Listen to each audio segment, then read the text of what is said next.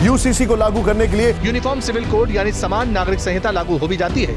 Uniform civil code यानी समान नागरिक संहिता को तो मोदी गवर्नमेंट फिर से जो है एक्टिव हो गई है यूसीसी को लागू करने के लिए, क्योंकि एक नोटिफिकेशन जारी हो चुका है 14 जून 2023 को 22वें लॉ कमीशन ऑफ इंडिया ने एक नोटिफिकेशन जारी कर दिया है। इस बार नोटिफिकेशन में इन्होंने पूछा है मतलब यूसीसी के ऊपर जो जनरल पब्लिक है उनका ओपिनियन क्या है, क्या ये लागू होना चाहिए। जितने भी सारे लोग इंडिया के हैं वो सभी इसके ऊपर अपना ओपिनियन दे सकते हैं, और साथ ही साथ जो रिलीजियस कम्युनिटीज है, रिलीजियस संस्थान है, ऑर्गेनाइजेशंस है, उनको भी स्पेशली ये बोला गया है कि आप भी अपना ओपिनियन दो कि यूसीसी को मतलब यूनिफॉर्म सिविल कोड को लागू करा जाए या नहीं करा जाए, ये सही रहेगा नहीं रहेगा। तो इसको अप्लाई करने के लिए सिंपल सा यहाँ पे लिंक देख सकते हो, इस वाले लिंक पे सीधा क्लिक करके आप जाके अपना ओपिनियन दे सकते हो। बेसिकली गवर्नमेंट यहाँ पे फुल्ली फोकस्ड है यूसीसी को लागू करने के लिए, बिकॉज जो बीजेपी गवर्नमेंट का एजेंडा था, 3 बहुत बड़ा एजेंडा था, जिनमें से 2 तो कंप्लीट हो चुका है और ये तीसरा है। क्या ये 2024 के इलेक्शन के लिए एक बड़ा दाव हो सकता है? डिटेल इसके बारे में जानेंगे। इससे पहले सरकार की तरफ से 2 बार ट्राई हो चुका है यूसीसी को पार्लियामेंट में जो है स्थापित करने के लिए, बट अनफॉर्चुनेटली दोनों ही बार पार्लियामेंट तक आ ही नहीं पाया यूसीसी का मुद्दा। बट इस बार जो है लॉ कमीशन ने ये नोटिफिकेशन जारी कर दिया है। सबसे पहले लोगों का और जो रिलीजियस ऑर्गेनाइजेशंस है उन सभी के ओपिनियन लिए जाएंगे, उसके बाद इसके ऊपर बात होगा पार्लियामेंट में।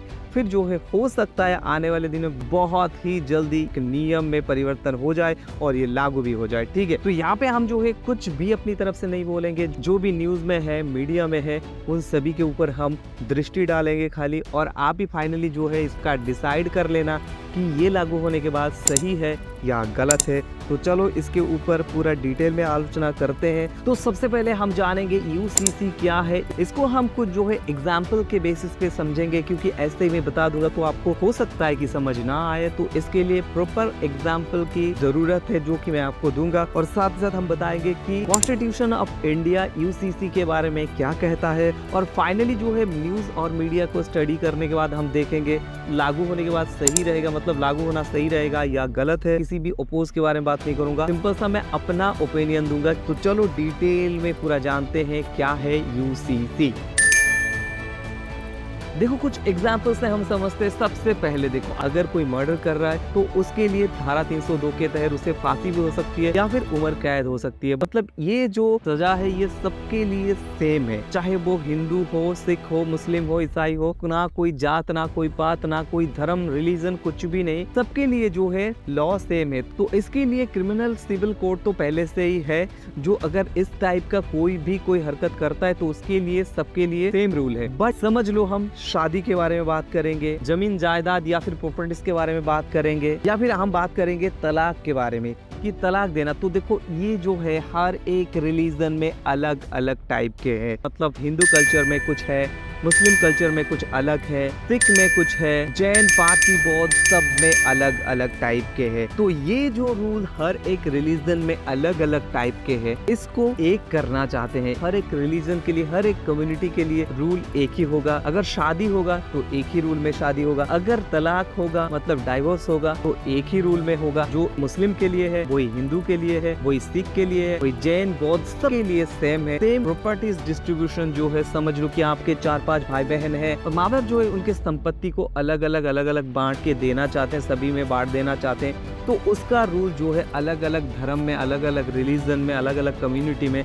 अलग अलग टाइप का है। तो ये सारा रूल्स एक हो जाएगा, सभी के लिए एक हो जाएगा। जैसे एक देश एक टैक्स, सेम वैसा का वैसा एक देश एक नियम। ठीक है, तो ये है यूनिफॉर्म सिविल कोड। अब एक सही एग्जांपल से हम इसको समझते हैं। समझ लो कि अगर एक हिंदू मैरिज में कोई डाइवोर्स देना चाहता है अपने पति को या फिर पत्नी को, इसके लिए नियम क्या कहते हैं, उनको जाना पड़ेगा, कोर्ट वगैरह जाना पड़ेगा, वकील भी होंगे, जज भी होंगे, सारे के सारे रूल्स फॉलो करा जाएगा और उसके बाद डाइवोर्स होगा। बट अगर आप मुस्लिम रिलीजन में देखोगे तो ये सारे नियम्स उनके लिए नहीं है, वो इसको नहीं मानते हैं। वो एक तरह से आप बता सकते हो कि शरिया कानून मानते हैं।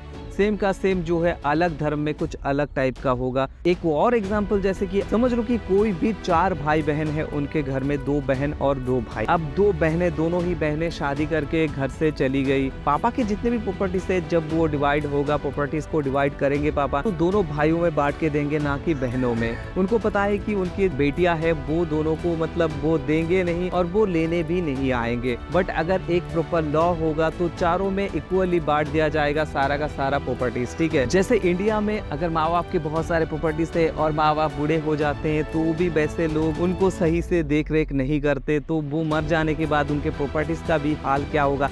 तो ऐसे में अगर एक प्रॉपर लॉ होगा तो उसके हिसाब से मतलब जितने सारे प्रॉपर्टीज होंगे, अगर माँ बाप नहीं है तो भी उसका डिवाइड करना बहुत इजी हो जाएगा।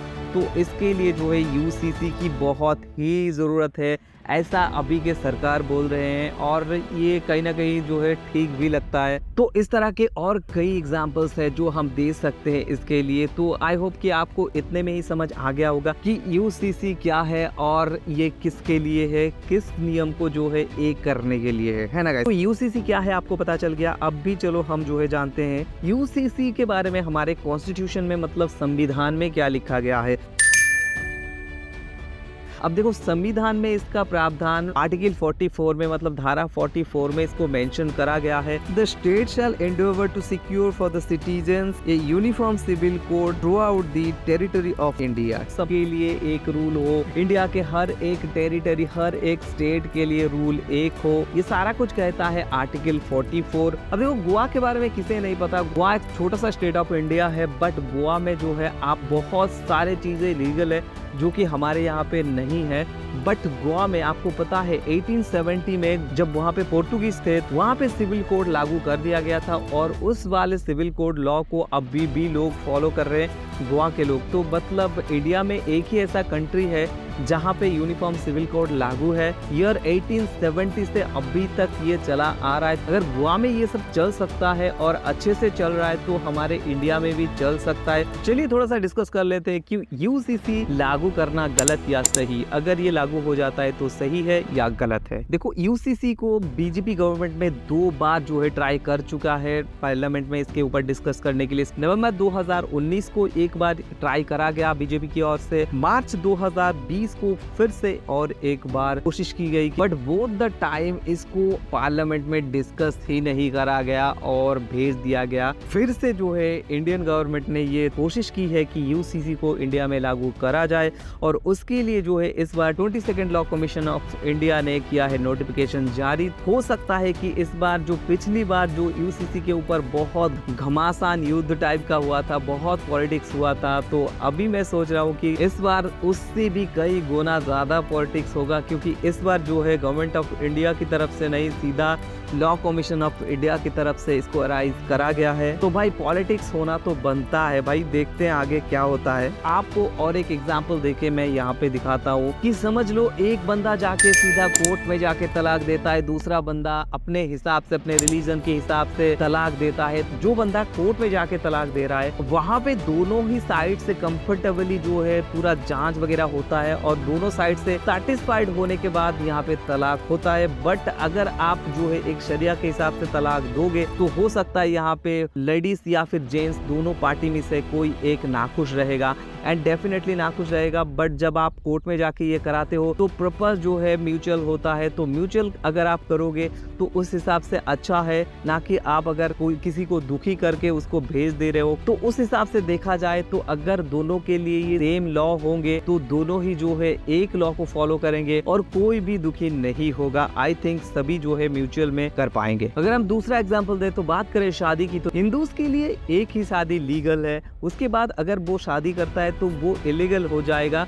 बट फिर भी करते हैं, बट मैक्सिमम जो है मैक्सिमम लोग एक ही शादी करते हैं और उनके लिए लीगल भी एक ही है। बट अगर हम बात करें मुस्लिम रिलीजन के तो उनके मल्टीपल शादी वो कर सकते हैं, उसके लिए कोई पाबंदी वगैरह नहीं है। तो अगर यहाँ पे एक लॉ होंगे तो आई थिंक ये भी बेटर हो जाएगा। शादी की जो परिभाषा है वो सेम हो जाएगा, एक हो जाएगा, तो इससे हो सकता है कि समाज में रिलेशनशिप बहुत मजबूत हो। बट ये सारा कुछ जो है एक प्रेडिक्शन है, तो आपका क्या कहना है आप जरूर से कमेंट सेक्शन में बताना मेरे को। मैं बात करूँ कि मेरे ओपिनियन क्या है, देखो मेरे ओपिनियन में तो एक रूल, एक देश, एक नियम तराकों पे, क्योंकि अगर हम देखें तो क्रिमिनल लॉ भी एक ही है, तो उसी हिसाब से जो है हमको जो सिविल कोड है वो भी एक होना, मतलब सिविल लॉ है वो भी एक ही होना चाहिए। तो मेरे हिसाब से तो ये सही है। आप में से मेरे भाई जो भी देख रहा है वीडियो को जरूर से आगे शेयर कर देना। नया वीडियो बना रहा हूँ, हो सकता है थोड़ा सा गलती हो जाए, आप जरूर से अपना समझ के इसको फॉरवर्ड कर देना। आप थोड़ा सजेशन भी दे दो ताकि हम जो है आगे आने वाले वीडियोस में इम्प्रूवमेंट करें और बहुत ही अच्छी वीडियोस बनाएं। और आप लोगों की सहायता के बिना तो कुछ भी पॉसिबल नहीं है, तो इसके लिए चैनल को सब्सक्राइब करें, बेल नोटिफिकेशन दबा के ऑल पे प्रेस करें और वीडियो को शेयर करें। Thank you, signing out.